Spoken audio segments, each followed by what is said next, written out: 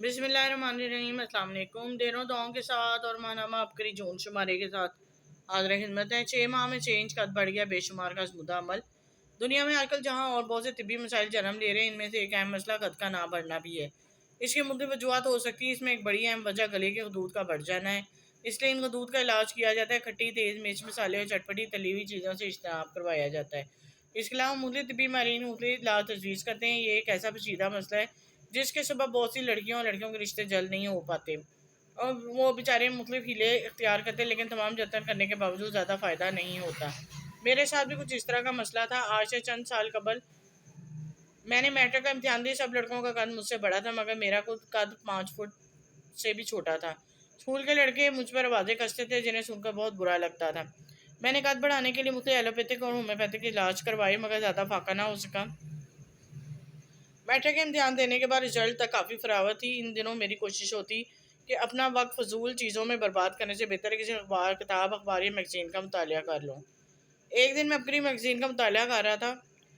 एक दिन इस दौरान कद बढ़ाने के लिए एक अमल पड़ा। मैंने यकीन कामिल तवक्कुल अल्लाह करके वो अमल शुरू कर दिया।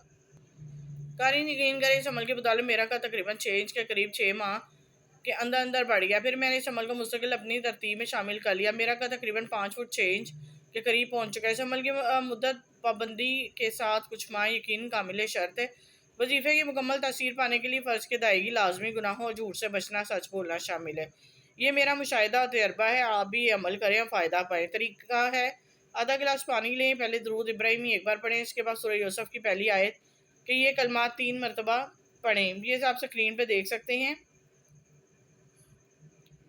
इसके बाद एक बार दुरूद इब्राहिमी पढ़े, गिलास पे फूंक मार के तसव्वुराती तौर पर अपना कद बढ़ता हुआ ख्याल करते हुए बैठ कर 3 घूंट में दम किया हुआ पानी पी लें। यह अमल इस तरतीब से 1 मरतबा सुबह और 1 मरतबा शाम बिला नागा करें। अगर मजबूरन अमल चूक जाए तो अगले दिन मजीद एक बार पढ़ लें। जल्दबाजी का मुजाहरा हरगिज़ ना करें, क्योंकि शैतान बने हुए कामों को बिगाड़ने में देर नहीं लगाता। इस अमल के बाद जब फ़ायदा हो तो मुझे अपनी दुआओं से ज़रूर नवाजें। नेक्स्ट है, मैं बर्गर और पिज़्ज़ा नहीं खाता। अस्सलाम वालेकुम हज़रत जी, मैं दूसरी क्लास में पढ़ता हूँ। हर जुमेरात तस्बीह खाने लाहौर में होने वाली रूहानी महफिल में अपने बाबा के साथ आता हूँ। आप हमें बहुत अच्छी बातें बताते हैं।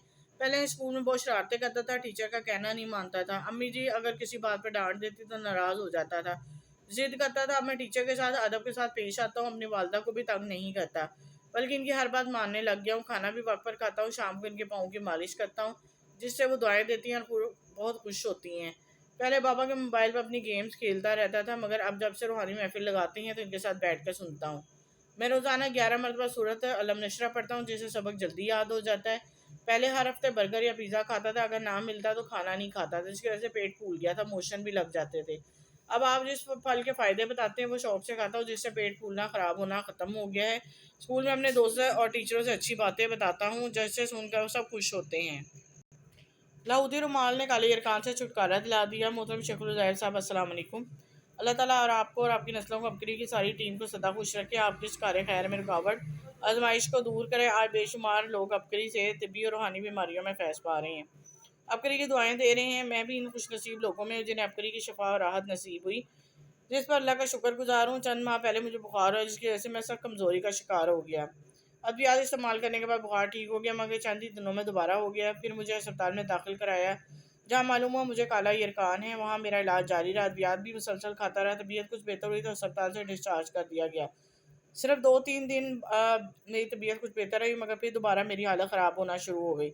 मैंने वालदा से जवेरी महल में मौजूद आस्थाना मन्नत मुराद लाहौर शेखुपुरा रोड स्टॉप किला तारशाह में जाकर अमाल करने की ख्वाहिश जाहिर की, क्योंकि मैं पहले भी मुख्तलिफ मसाइल के लिए आसाना मन्नत मुराद जाकर अमाल करता रहा, जिससे मेरे बहुत से मसाइल हल हुए। मेरी हालत बहुत ख़राब थी, इसलिए वालिद साहब वालदा मुझे ले जाने पर रजामंद न हुए, मगर वहाँ जाकर मेरी नीयत से लाहौती रुमाल, साबिक़ ऊँट की हड्डी, इस्माइल हुस्ना के जलमों और टूटियों वाला अमल किया। इन अमाल की बरकत से 3 दिन बाद चलने फिरने के काबिल हो गया। हर हफ्ते में खुद आस्थाना मन्नत में जाकर ही तमाम अमाल की, जिनकी बरकत से मैं जल्द ही मुकम्मल सेहतयाब हो गया। जिन्नात की दोस्ती दुश्मनी ने कैसे बदली। हम एक सादा मगर खुशहाल ज़िंदगी गुजार रहे थे। अक्सर हमें महसूस होता हमारे घर में जिन्नात वगैरह के असरात है। बड़ा भाई दूसरे शहर में नौकरी करता था, वो छुट्टी वाले दिन घर आता, फिर वापस चला जाता। इस दौरान वो कमरे में अकेला नहीं सोता था, क्योंकि उससे अनदेखे मखलूक डर आती। बेड के नीचे से उसे आवाज़ें महसूस होती, मगर दिखाई कुछ नहीं देता था। अक्सर कमरे से सिगरेट और खाने पीने की चीज़ों की खुशबू आती, मगर मैं इन चीज़ों को वहम समझता था। हमारे घर के साथ हमारे चचा का घर था, उनके घर में भी ऐसी अनदेखी मखलूक के असरात थे। बैठक में बैठ के कुरान पाक की तिलावत की जाती तो अनदेखी मखलूक यानी जिन्नात अपने होने का एहसास दिलाते, जैसे गिलाफ़े कुरान हवा में खुद ब खुद ऊपर उड़ता और नीचे आ जाता। हम अभी भी अच्छी खुशहाल ज़िंदगी गुजार रहे थे, जॉइंट फैमिली सिस्टम था। हमारे घर में रिवायती झगड़े नहीं थे। इस दौरान हमने घर के करीब एक मकान जो किराए पे दिया हुआ था, उससे गिरा कर इसकी तामीरें नौ शुरू की। यहीं से हमारे अंदरूनी खाना तब्दीलियों का आगाज़ शुरू हो गया। सबसे पहले जो अलमनाक वाक़या पेश आया वो ये कि मेरे वालिद साहब का इंतकाल हो गया। हमारे लिए एक सानिया था। मैं समझता हूँ कि उनके साथ ही घर की बरकत भी उठ गई। उम्र के आखिरी हिस्से में ज़ाफ़ और अलालत के बावजूद इस्तग़फ़ार, फ़र्ज़, नमाज़ें, तहज्जुद अदा करते रहे, जिससे आने वाली बलाएँ टल रही थीं। जब उनकी वफ़ात हुई तो चंद दिन बाद मेरी बीवी को बुखार हुआ, गले में तकलीफ़ शुरू हुई। इसे हम डॉक्टर के पास ले गए। जब इलाज शुरू हुआ तो मर्ज़ कम होने के बजाय बढ़ने लगा। डॉक्टर खुद हैरान थे कि अफाका क्यों नहीं हो रहा। एक रात हम वालिदा के कमरे में सो रहे थे। मेरी बीवी उठी, मुझे गिरबान से पकड़ लिया और अजीबो-गरीब बातें शुरू कर दी। मुझे उस वक़्त हम समझे ये शदीद बुखार का असर है। वो अजीब-सी बातें करती थी। किसी के मशवरे पे हम इन्हें आमिल के पास ले गए। बीवी पर जिन्नात की हाज़िरी, उन्होंने दम किया, बीवी पर जिन्नात की हाज़िरी हो गई। इन जिन्नात का ये कहना है कि हमने उनका घर गिरा दिया। जो मैं नया घर बनवा रहा था, वो घर जहाँ उनके आबाओ-अजदाद की सदियों से रह रहे थे। अब इस घर में जिस जगह बैतुल ख़ला बनाया है, वहाँ हमारे बड़ों की कब्रें थीं। ये बातें हमारे लिए इंतहाई हैरानकुन थी। फिर जिन्नात ने हमें आज से 30-32 बरस पहले एक वाक़ये का हवाला दिया, जो घर हमने दोबारा तामीर किया। आज से 30-32 बरस पहले का एक वाक़ये का हवाला ये था। तकरीबन 32 साल पहले घर के जिस कोने में जिन्नात रहते, वहाँ चचा और चची ने कोई नजासत वाली चीज़ फेंक दी थी, जिससे इन्हें गुस्सा आया। लिहाजा जब भी चचा और चची खाना खाने लगते तो खाने में कीड़े पड़ जाते। उन्होंने जब किसी आमिल को दिखाया तो पता चला जिन्नात के रहने वाली जगह पे कोई गलाजत फेंकी गई है, जिस पर जिन्नात इंतकाम ले रही हैं, रिज्क में खराबियाँ पैदा करें। उन्होंने इस जगह को साफ़ किया, जिन्नात से माफ़ी मांगी, खुशबू लगाई, तलावत का एहतमाम किया, जिससे इनके बाद तलाफ़ी हो गई। जिन्नात की फरमाइशें। अब तकरीबन 32 साल बाद दोबारा ये वाक़या हमारे साथ ज़हूर पज़ीर हुआ। हमने जिन्नात से माफ़ी मांगी, मगर उन्होंने बीवी पे ज़्यादा सख्ती कर दी। इसके बाद बीवी की एक और ज़िंदगी शुरू हो गई। वो सोती तो ख्वाब में से जीन नज़र आते। इसे अजीब बातें बताते बीवी हाजिर होकर वो फरमाइशें करते। बीवी का खाना पीना हैरत अंगेज़ तौर पर बढ़ गया। खाने में सिर्फ गोश्त और मुर्ग यानी चरगा जितना भी हो। इसके अलावा उबले हुए अंडे 1 से 2 किलो, मिठाई वो आराम से खा लेती, दूध, जलेबियाँ, कई चीज़ें इकट्ठी खा लेती। घर वाले हैरान, ये इतना कैसे खा लेती है। बहन भाई डरने लगे। वो जो कुछ कहती वो मान लेते, अगर ना मानते तो चीखना चिल्लाना और चीज़ों को तोड़ना शुरू कर देती।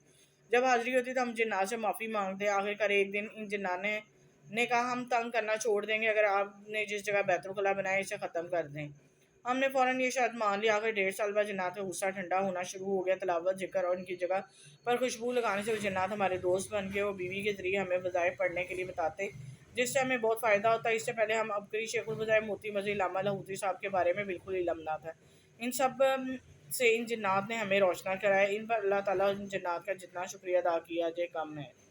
शीदा अमराज का इलाज सीने पर ये लफ्ज़ लिखे, शफा पाएँ। मोहतरम शेखुल बज़ाइर साहब, अस्सलाम वालेकुम। अल्लाह ताला आपको और आपकी नस्लों को दुनिया और आखिरत दोनों की बरकतें, खैरें और हर फितने बुरी नज़र से आपकी हिफाज़त फरमाए, आमीन। मैं अपने चंद मुशाहिदा अबकरी क़ारीन के लिए तहरीर कर रहा हूँ, नज़र की कमज़ोरी के लिए। मेरी नज़र दिन ब दिन कमज़ोर होती जाती, नज़र की ऐनक भी लगी हुई थी। मेरे एक दोस्त ने नुस्खा बताया और कहा कि इससे पहले कि